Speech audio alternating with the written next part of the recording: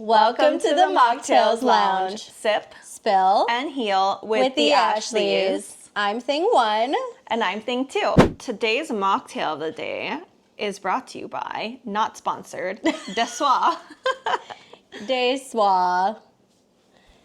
Funny story behind this. Ashley brought these last week.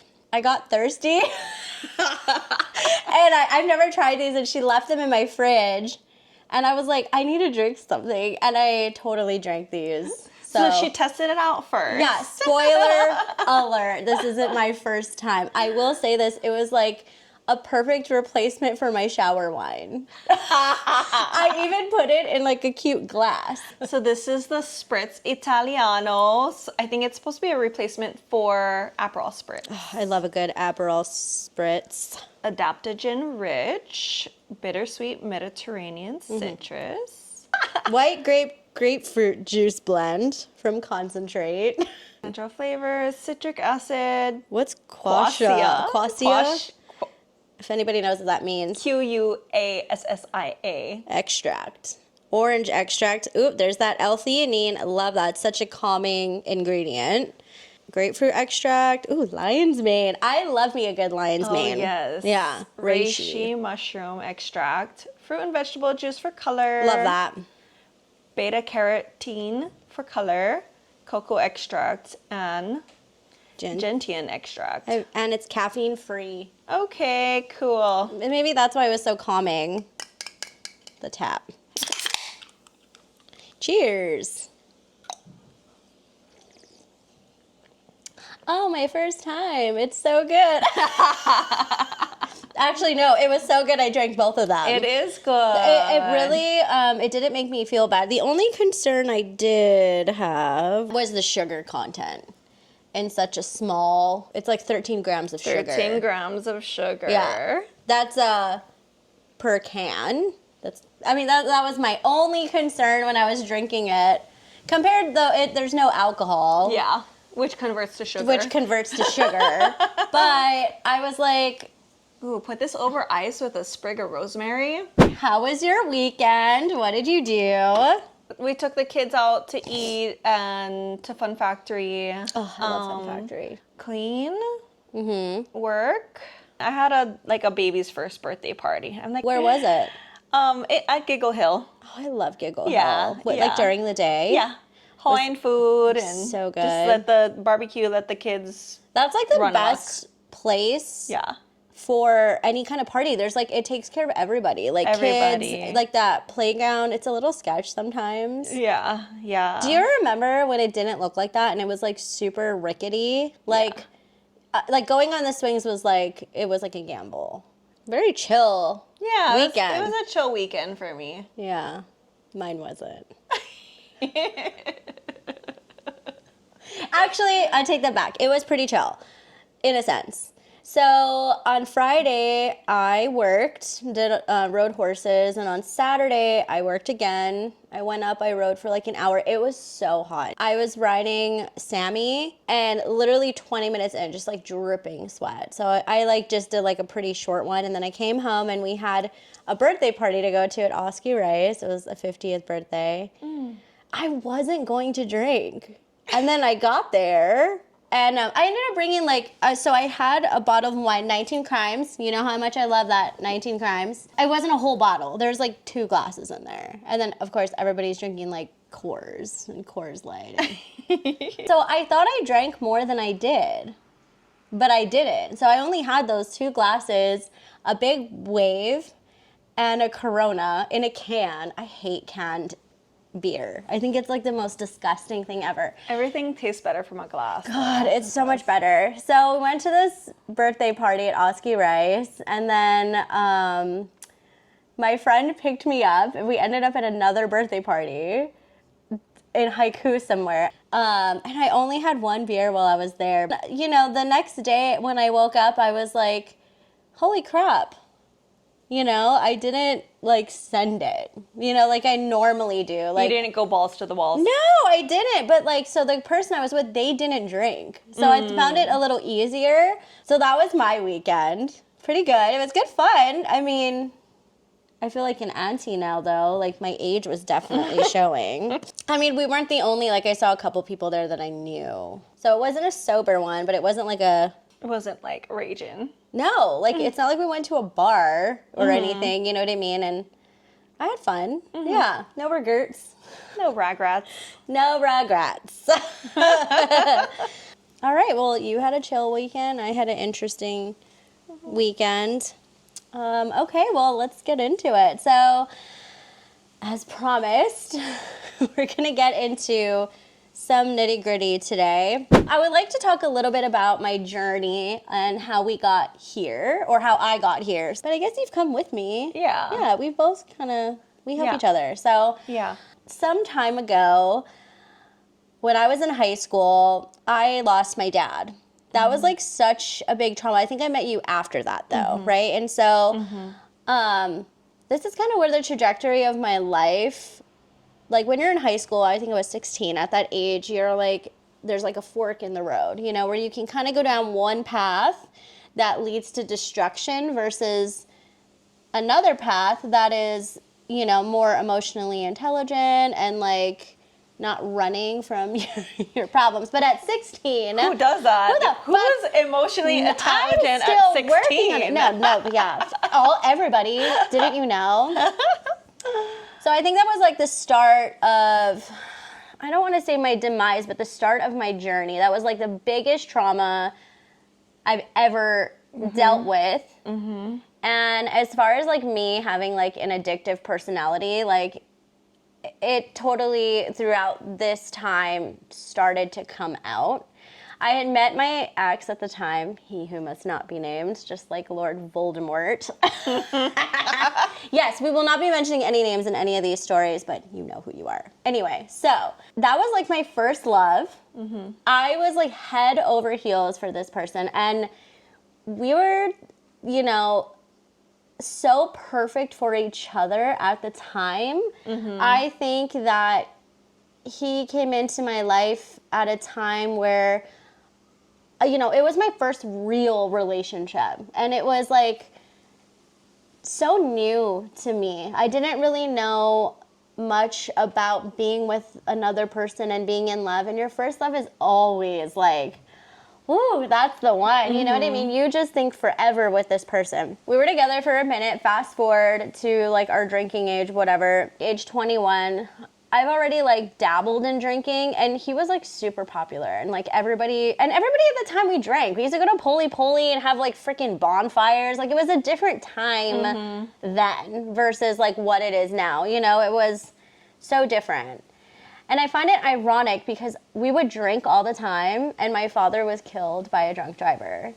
And the irony was not lost on me, just so you know. It was something I was so aware of, but so ashamed about, because I knew it was wrong, and I was doing it anyway, and it was like I couldn't stop. Like, I can't explain what it seems like in your brain when you're fighting between two different parts of you. Like, that's what it felt like that whole journey, you know? So then our toxicity started. I think I met you, and you met us when we were good, but then bad. No, I actually met you guys when you were like on a break. Oh, that's right. We're together at a party? Yeah. Was it at Essie's house? Yes, yeah. Yes, okay. Yes. You know what's so funny? I just totally remember that the other day. I was like, wait, I remember us being upstairs at his house. Yeah. And I was like, bro, I think that's where Ashley and I met. Okay, yeah, we were on a break. Yes. Oh God, we've had many of those. But that's kind of where it started. So it was like up and down, up and down. Like I did my thing, he did his thing, but it was like, I always looked at it as like, oh, we keep coming back to each other, so we must love each other. You know what I mean? And drugs and alcohol were involved every single time. You know what I mean? That's kind of where it started. And I had no idea that that was like an attachment thing. You know, I still had no idea what attachments were, like anxious, avoidant. We didn't learn any of this stuff. No, absolutely not. Like, I don't think our parents learned that kind of stuff either. No, definitely not. We didn't learn how to fight, not properly, but like fight with purpose. So we never learned how to fight with purpose and emotional intelligence, how to communicate. These aren't things we learned in high school. You know what I mean? So fast forward up and down, I was together with him for like, 14 years until, well, I think it was 13 when we got engaged. And then a year after that, right? Okay, so that's when like everything hit me. So I got engaged and I was so happy. Like that's like what every girl's dream, right? It was like the coolest thing ever. But that's when things changed for me, where I didn't want to do the same things that we were doing. Now, mind you, throughout this 13 years, we were still drinking and doing partying, yeah, doing stupid shit, staying up all night, and definitely lots of regrets, that we would say, you know what I mean?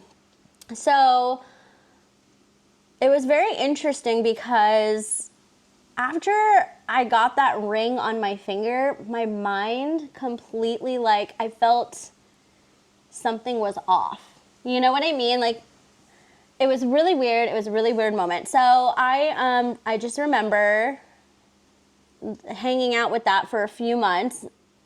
And then I decided, okay, wait, is this how I really want my married life to look like? You know, partying all the time, just doing like the bare minimum. Like I went to work every day. I have a great work ethic, but it was clouded by that. I wasn't happy really, you know? And so I stopped drinking and, you know, doing drugs and like being dumb and going out. And I remember saying to him that this is not the life that I want and that it needs to stop. And it didn't. So we had one particularly bad fight, and that's when I was like, I'm done. But, you know, when you're done, it's never really done right away. So it was like a whole year of just back and forth until, you know, I had that betrayal happen to me. I still hooked up with him after that. And then it was like God or the universe just kept showing me why I shouldn't be with this person. Every single time I went back, there was something that was done that just broke my heart even more and sent me into a downward spiral. But it's so crazy because I just couldn't separate the two minds that I had, two voices within my head. Finally, I got it, okay? And then I ended up with a rebound, which was another fucking crazy time. But every time I broke up with somebody, I would go down a spiral, right? Same spiral, drugs, alcohol, and then I would pull myself out of it, right? And it would get less and less each time. Does that make sense? Like instead of doing it for like 6 months, I would like do it for like maybe a few weeks or a month, and then down to a few weeks, and then to my last one. My last relationship, which was that almost a year ago. This one taught me like everything. It was like such a revelation for me, and if I could ever say anything about it, I would definitely say thank you, because it was the first time that I decided to step into my power and take responsibility for every single thing that has happened in my life. So let me just like get into like a short version of it. So I dated this person, and it was actually really good at first. Everything was super good, as it always is. We see our new relationships through rose-colored glasses. Honeymoon phase, Honeymoon. But for us, this is where I kind of knew something was off. The honeymoon phase like lasted like a month, which is weird. Like, you know what I mean? And not the usual 6. Not the usual 6. So I was like, all right, I don't know. Maybe this is a sign, but I ignored it. I went to the circus. I ignored the red flags. And then he had told me, I don't want to be with somebody who parties. You know what I mean? And I was like, okay, bet. And it was the first time I realized like I needed a reason to quit. You know what I mean? And it's so funny because it took him to tell me that, because I actually respected him so much, and the fact that he would say that to me, I also had a wake-up call where I was like, do I really want to be the girl that can't be in a relationship because she parties too much? Like, dude, I'm like in my 30s now. You know what I mean? Like, that didn't seem, it sounded more embarrassing to say that out loud, right? And so I said, sure, I quit everything. Just bet, done, you know? But then I noticed the relationship wasn't getting better. You know what I mean? It was stagnant, but we were progressively getting worse. Like, I wasn't doing drugs. I wasn't drinking. Like, and if I did, it would be like very few and in between. Like, he honestly drank more than I did. It was interesting. But I was still not progressing. And I hated myself more than ever. I could not love myself. Like, it just wasn't happening. I couldn't for the life of me figure it out. I was working out every day. I wasn't eating terrible food. I was going to work. I had zero creativity, like nothing. Like, everything I did was like on autopilot, you know? Then I would go to the ranch and I would have my safe haven. And I would feel so good. But I'll tell you this, as I'm leaving the ranch, as soon as I hit the road, it all came rushing back. Wow. Does that happen to you ever when you're in your car? Yeah, or like, yeah, you go to a place that is just disconnected, right? Yeah, like yeah. You can just disconnect Your from the own world. yes. And then you get on the road and you just feel the It's like fast energy back. and Like, it didn't go through you, you just compartmentalized it, but it's still there, you know? And driving home, I would get these like crazy bouts of just wanting to cry, not knowing why. And then things started to come out in our relationship where we would fight all the time, and I felt like I couldn't say certain things. I couldn't like get my point across, and this is like nothing on him, right? So one night, and it's always like this, after a particularly bad freaking fight, like it was bad. I couldn't even like sleep in the same bed. Like, I slept on the couch kind of thing. I just needed to be away. It was at my house. My cats came and slept with me. It was so cute. And they're like, They know. They knew. They're like, yeah, fuck this guy, Mom. No, I'm just Mama kidding. needs some love. Yeah. And so, the next day I was like, okay, I just need my own space. And he left. And as soon as I closed my front door and locked it, I could breathe. Isn't that like like my nervous system just like down, like I didn't get that tingly feeling or like that heightened feeling, like, you know, when you drink too much caffeine or do too much blow, like you're just like, rah, like, you know what I mean? That's how it felt though. And that's when I knew it was over, like something needed to change or it was going to be over for me. So I spoke to him on the phone later on that day after going to the ranch, getting all of that, and I decided that it was time to move on. And, you know, when I told him that, I thought things would change a little bit. And he's like, I know I was not the best partner. And I'm like, okay, but right now I need this. And he just like turned cold. So that's how I knew it wasn't genuine. You know what I mean? Because anybody who can admit that they were being a certain way, but like then be kind of cold towards you, it's like that's the actions don't match the words. And so I was okay with that. I was like, all right, that's fine. And I tried to be as like compassionate and empathetic as possible, because it's like, obviously it hurts whether you act like it or not, right? And so of course after that I did go down another rabbit hole, but not with drugs. I just drank a little more than usual, and it was only for like a few weeks maybe. And then I was like, hey, it's time to do the work, you know? And I didn't know what that work entailed. So I started seeing all these things on doing shadow work and going back and like confronting like your younger self and all of this. And so I ended up doing some shadow work. And boy, that shit is rough. Like when that like shit comes out to you, it's so crazy. So one of these things that entailed the shadow work was mirror work. So I was reading. Love that. Yep. Yes. Louise Hay. She's really big on mirror work. And I was reading her book, You Can Heal Your Life. I have it on audiobook, and I have the regular book and The Power Within You. The Power is Within You, or something like that.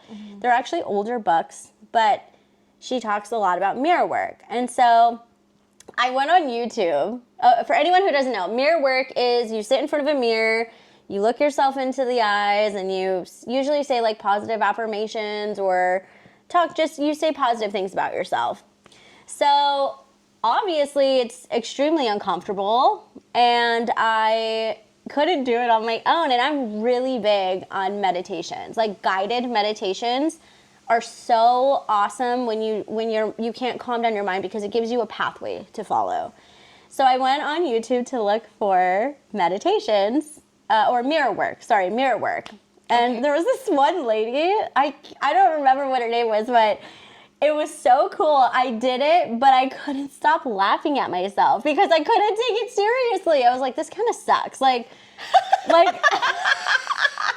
she was, I don't even know. I'll have to find it. I couldn't find it after, but anyway. So I stumbled across this video, and this is what like the trippy part is. It's a meditation mirror work. Okay, so I felt like I can do this because your eyes are closed. You're not actually like looking at yourself. Like you're in a meditative state, kind of like quantum jumping, whatever. So I decided to try it, and it's guided. You sit in front of the mirror, but you have your eyes closed? Nope, you can sit wherever you want. Okay, because for this particular one, because you're in a meditative state, you're kind of just like, and you'll see what happens. Okay, so what the video instructs you to do is you sit or lay down in a comfortable position with your eyes closed, and you get into that meditative state, however long that takes, right? It's actually pretty quick with this one. They have frequencies in the background and whatever. So you close your eyes, and you are guided in your mind to, it's almost like step out of your body, to walk to your bathroom and look in the mirror, okay? Now this is where it gets trippy. So because it's such a familiar space, it doesn't feel so like straightforward. You're like, okay, this isn't weird. I'm in my own bathroom. I know you can like picture everything. Like everything's there. It's comfortable. But then the video instructs you to switch places. And you're the person in the mirror looking at yourself. Now, it doesn't seem like that would be crazy because you're looking in a mirror anyway. But I kid you not, when you switch places with yourself and you're literally in that mirror, it's almost like you're not in a cage, but you're like in a you can't move, you know what I mean? You're kind of stuck there. You're like, you're in a mirror, right? But you're looking at yourself, and you have to look into your eyes and say how beautiful you are. Girl, I started to cry. I could not look, like for the life of me, look into my eyes and even tell myself I love you. I didn't finish that meditation. I opened my eyes right away. I cried a little bit. And then the craziest downloads started happening. Everything in my life, every person, every relationship, every situation, every friendship, everything that I felt, everything I've ever been through made perfect fucking sense. Because, okay, so I'm a firm believer that like our inner world, our outer world is a projection of our inner world, right? Everything that we've gone through, we've called in, our soul has called in as a way to heal, to elevate, right? And I realized something, like in my all my other relationships, there were so many commonalities. They were different people, even friendships, different people, but the same energy just delivered differently, if that makes any sense.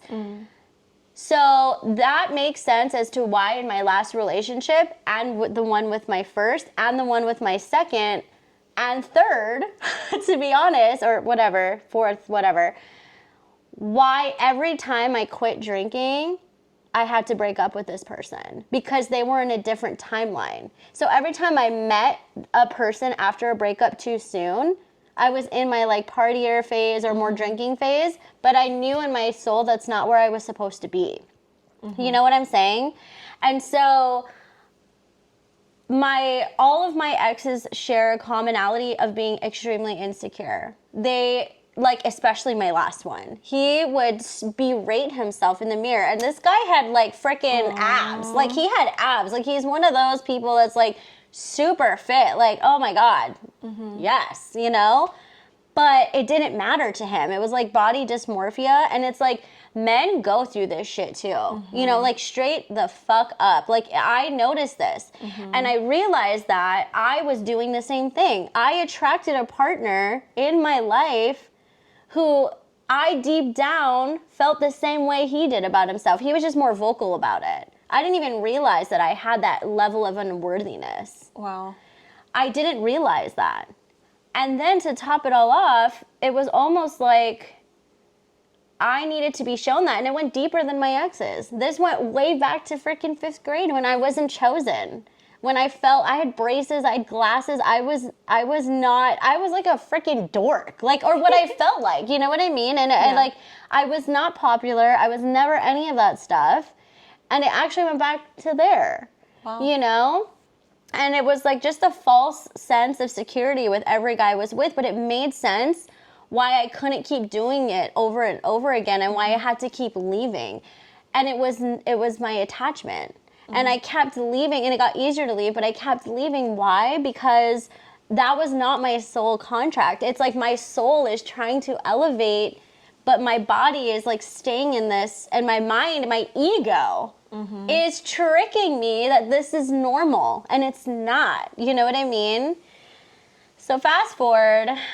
It's familiar. Right. It's like your ego will like fuck with Comfortable. you. It is. It's familiar. It's like we find comfortability in toxicity, and that's how we know something is off with us, you know? And he showed you a mirror, this last one. yeah. And it was so easy to see, and I'm grateful for that relationship the most. Actually, and my first one, because I've learned about betrayal. And like moving forward, like all of the people I've ever dated, I just bless every single one of them. Because you know what? We all have to be with people that align with where we're at. It doesn't always mean a good place though. Every person that I had, they were in alignment with me because that's where my head was.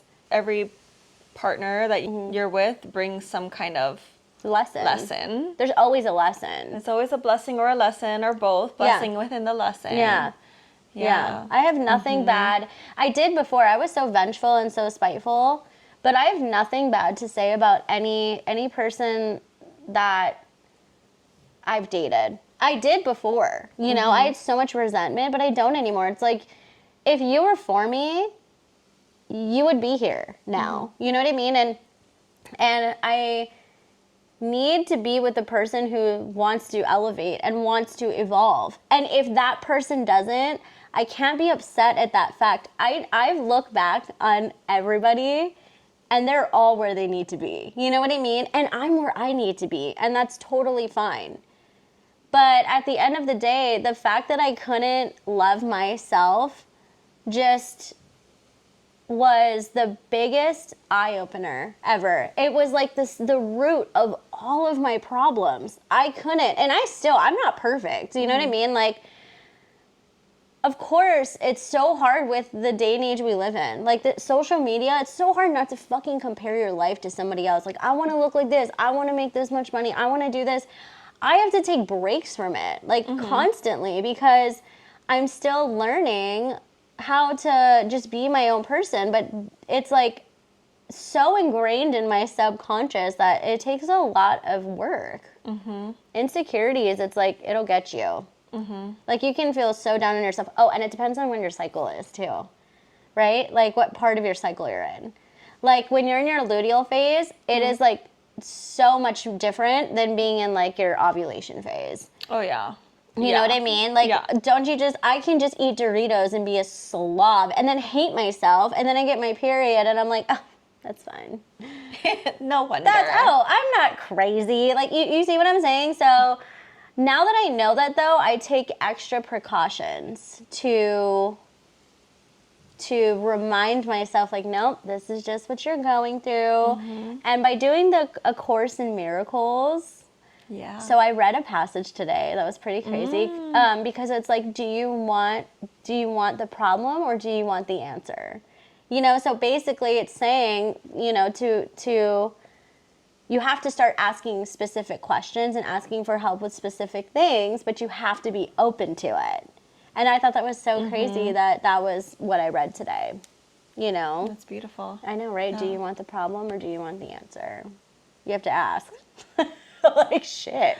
Call me out. I think there's another one that says that's kind of similar, like, do you want to be right or do you want to be happy? Yeah, I heard Gabby Bernstein say that, actually. There's a few spiritual teachers I've actually heard use that, yeah. Yeah, but... So I think forgiveness is one of the biggest things that I'm learning, to deal with forgiveness of myself. Once I can forgive myself, I can forgive everybody else. I think I was going about it all wrong. You know what I mean? Where I would have this like guilt and shame and for feeling a certain way about somebody, and like now I'm like, wait, if we're all interconnected and as one, what I see in them, I see in myself, right? Okay, so let's start by forgiving myself, because once I can forgive myself, which is honestly harder to do than to forgive another person, and this is not easy. My ex-fiance, it's been what, 5 years? Like years and years of reprogramming, and I've finally just forgiven all parties in that situation. Because you guys split up right before COVID, right? Yeah, but then we were still like doing our thing. You know what I mean? If you know what I mean? Yeah. But yeah. It's never a clean break. It's not after that long, especially. Yeah. But you know what? I just have like nothing but love for everybody in that situation at this point. I never thought I'd come to this point where I'd say that. I've always thought I was going to hate them forever, you know, and all of them. And honestly, that was like my biggest hurdle. And now it makes it easier for me to understand why all of that happened in the first place. And it made me look into my attachment style, which is definitely anxious attachment, for sure. How do you look into your attachment style? Is there a website or a book or They do have I went on YouTube when I first found it. It's not a new thing, but it's like definitely a lot of people are looking into this. I would honestly just go onto YouTube. There was this girl Tia Gibson, and she talks about attachment styles. It's pretty interesting. I think she has a podcast as well, and I learned a lot from her. But there's this lady, it's called Let's Talk Attachment by Jessica Da Silva. And the other one is on attachment. And here, look at this episode. Why you keep repeating the same relationship patterns. That was on September 2nd. Wow. But you can literally go on Google and just type in attachment styles. And I found out that not every person has one attachment. Like you can kind of go in between. Yeah, it's something to definitely look into. And I wonder if like one attachment style might be more prominent in one phase of your life, when you're younger, before you start doing your work. Yeah, that's true, actually. Yeah.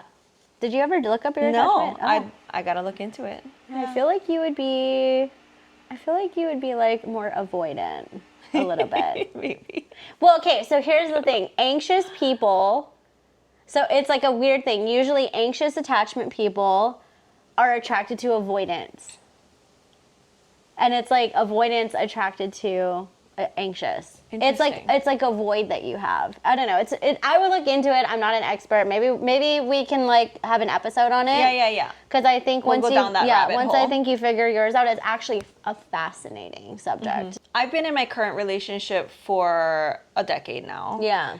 And we love him. We love him. We effing love him. Yes. And this is a relationship where we've really grown together and tried to like help support each other to grow together, you know. And it's not perfect. Like we've had our ups and downs, but there's always honesty. Fuck, dude, the honesty. I love that. I love that. Yeah. And like that's how I feel with you. You know what I mean? Like, and being able to just say whatever. Yeah, and being able to receive that honesty. Sometimes I'll be like, okay, let me think about that. Yeah.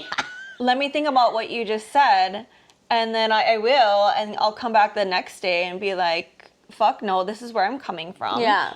Or, like, this is what you also have to realize. Or, you know, I think there's something to what you said. Yeah. I think you're right. Let me look deeper within myself to figure that out. Yeah. I had a year period where I was single before Yeah. him, and that was really healing. But my relationship before that, I was going through some healing and I was trying to grow, and there was some betrayal, and I gotta say that every betrayal that I had was for a reason. Oh, yes. And it was usually because my soul was ready to level up.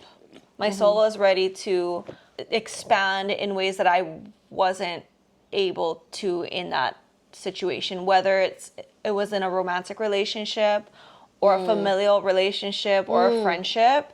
Almost every time that there was some kind of betrayal in some kind of relationship, romantic or otherwise, it was almost like an emancipation for me to be able to go down a new healing path. Yeah.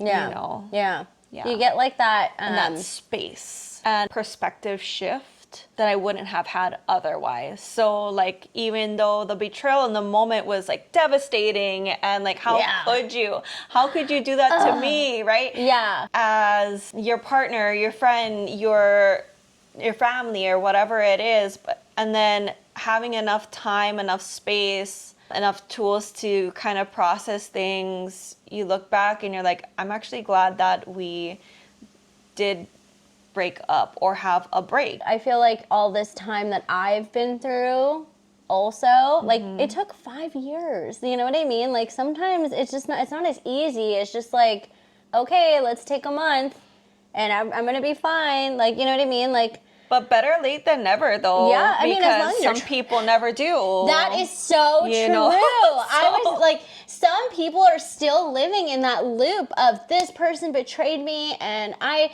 can't believe they did it. Holding on to it, and that creates illness. Yeah. And a terrible mindset, you know? I was like that for like a whole year. Yeah. I was like, fuck that. I wanted revenge. Like, just ruminating and placing continuity on that energy. Like, yeah, it's not healthy. No, it's not. I could feel myself. I was getting sick more. I was like, oh yeah. I couldn't trust anybody either. Like, I felt like everybody was like gonna do shit like that. And then I realized I had to take accountability. Like, I wasn't the easiest person to be with. You know what I mean? Too. That was another thing. I think I couldn't accept the fact that I was a fuck girl at some points. But I can admit it now. You know what I mean? So taking accountability for the role that you played in that is probably the hardest thing. But honestly, when I started doing that, it's like I started to ask myself, okay, like, wait a minute. If I can call all of this stupid negative energy to me and I'm responsible for this, why the fuck can't I change it and bring in the positive? And step one of that is saying, whoa, I fucked up too. You know what I mean? Like, I did. And it was the space that gave me that revelation to be like, not a victim. You know what I mean? Like, to be a victim at all points just sucks. Like, woe is me, and this is just how I am. This is how I was raised. Like, ugh, God, I can't. You know, it's so crazy. I can't hear that from other people, yet secretly I was acting like a victim. It's beautiful that you come to the point where you have compassion for the other person at a certain point. We're doing the best that we can. Like, honestly, the hardest one was my ex-fiance. How can I have compassion for a person who fucking blatantly fucked me over? And then now I'm just like, I feel sorry for you in a sense where, like, not in a bad way, like, I empathize with you and I wish that, you know, healing and can come to anybody who's done anything to me, not just him, just anybody. Because I think it's important to be like, whoa, if I was running too, I feel so lucky and blessed that my angels, like my dad and I'm gonna cry, and my grandma came down and said, this is not you. And I had that guidance.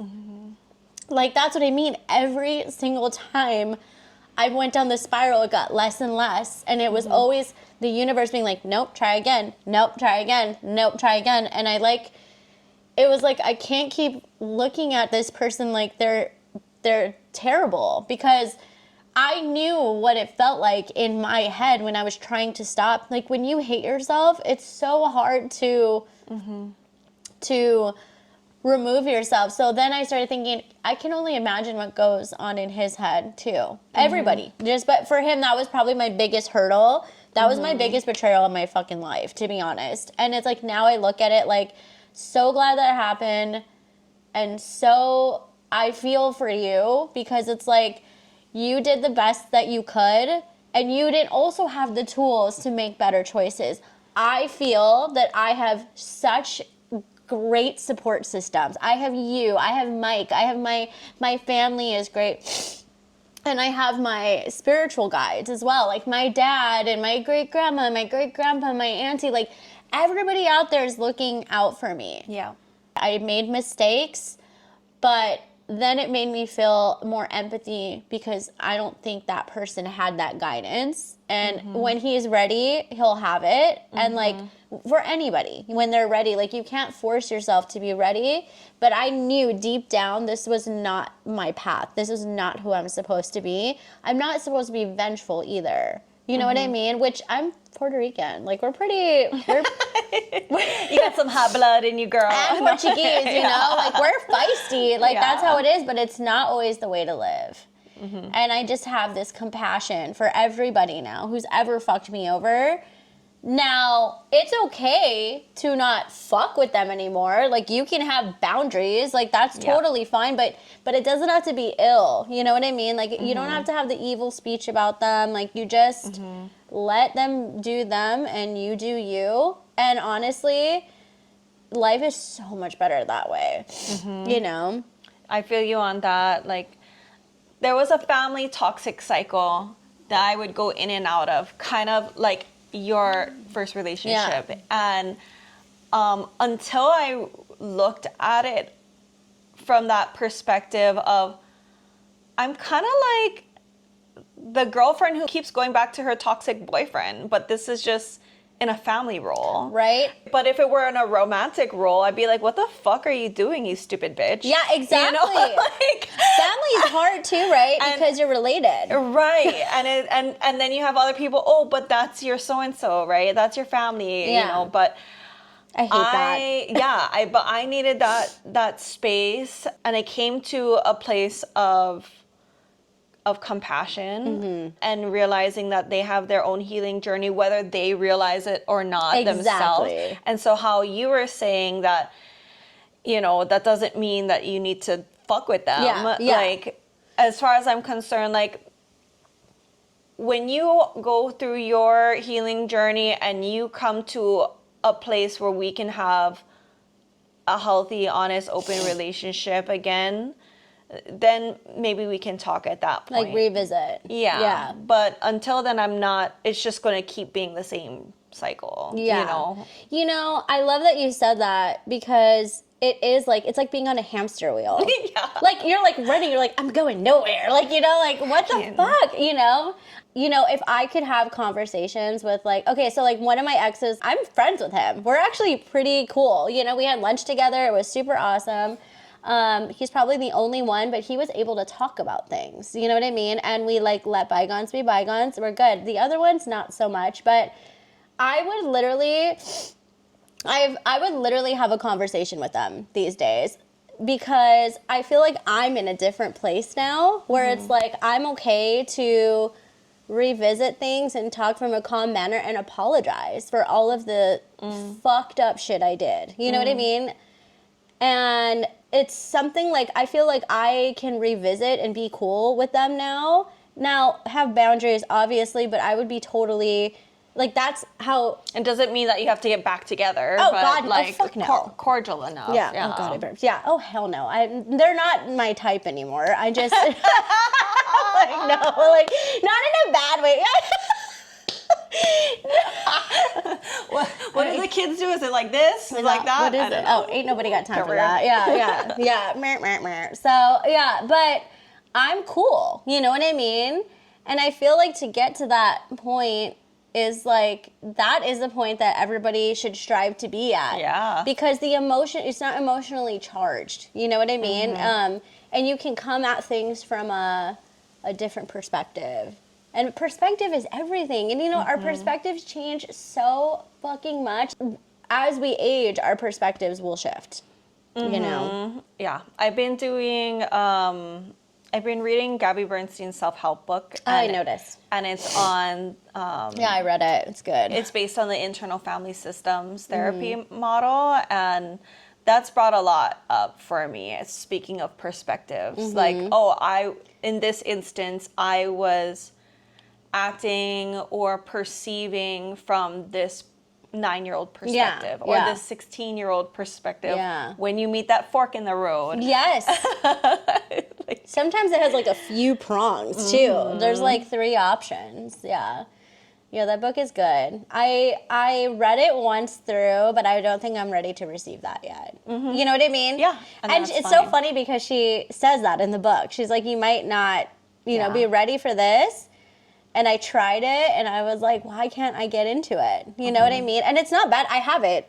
And I'm working through it with my therapist that I see weekly, too. So, like, that's an added support. That's probably, I didn't even think about doing that with my therapist. We usually do, like, horse therapy, which it kind of works for me. So that's beautiful. I know, I love it. It's so fun. But that's a good idea. I didn't think about that. I think I just, for some reason, rejected it. And when you're ready, you'll pick it up again. Don't force it. Nope, just like A Course in Miracles. Yeah. Like, you've had that book for how long? I don't even know. I have 2 versions of it. Like, I mean, 2, like, I have like a paperback and a hardcover. And I always look at it, I'm like, ugh. Like, you know what I mean? And, not ready yet. Yeah, no. Or then I start reading it and nothing makes sense. Like, I can't zero in. And I don't know what it is about this time around, but every day I read a passage and it works for me. So I'm like getting through it though, pretty good. That's awesome. It's really hard though. I'm not gonna lie. I don't think it's. I think when I'm into it, But it's like the language. It's a language barrier. Language. Yeah, because it's written like it's like kind of like Old English, kind of the way, like, you know what I mean. The way it's talking, like thou and all this stuff. Yeah. Like I'm just like, okay, wait, let me read this again. You know what I mean? Thou shalt not. Yeah, exactly. I'm like, what? To wrap it up, oil of the day, we have Young Living's Valor. It's an essential oil blend. You see it? There we go. And that's for strength and courage. It comes in the regular dropper bottle, but I like the roll-on anywhere that you have veins. So your wrists, your neck, all the things. My neck, my back. Right here? Okay, what is this for? What does it do? Strength and courage. And it's great when, like, you're nervous or anxious. I should have done this first. Oh, shit. So it's another blend that has black spruce, camphor wood oil, blue tansy, frankincense, and geranium. Ooh, I love all of those, actually. The story is that the Roman soldiers used to bathe in these herbs before before battle. I mean, that's kind of hot. Yeah. That's why we love Romans. Italians. Okay, I have our affirmation. Okay, this is a good one, I think, for what we talked about. I have the power to change my story and overcome challenges. Period. Isn't that true? I read that and I was like, thank you. Yeah. You know? It's like the power of choice that we sometimes don't realize we have. We always have that choice. That's what I was trying to say earlier. Like, once I realized I was responsible for everything coming in, I was like, bitch, that means I can bring in the good shit too. Yes. That's what I mean. It's like, why am I calling in all this bullshit? Like, shit, man. I'm going to start bringing in the abundance and the wealth and the love and the great sex. You know? Bring that shit in. There's nothing wrong with it. Yeah. Fuck. But yeah, anyway. All right. Well, cheers guys. To a happy week. Love you. Bye. See you next week. Please like and subscribe to stay tuned for more episodes from the Mocktales Lounge.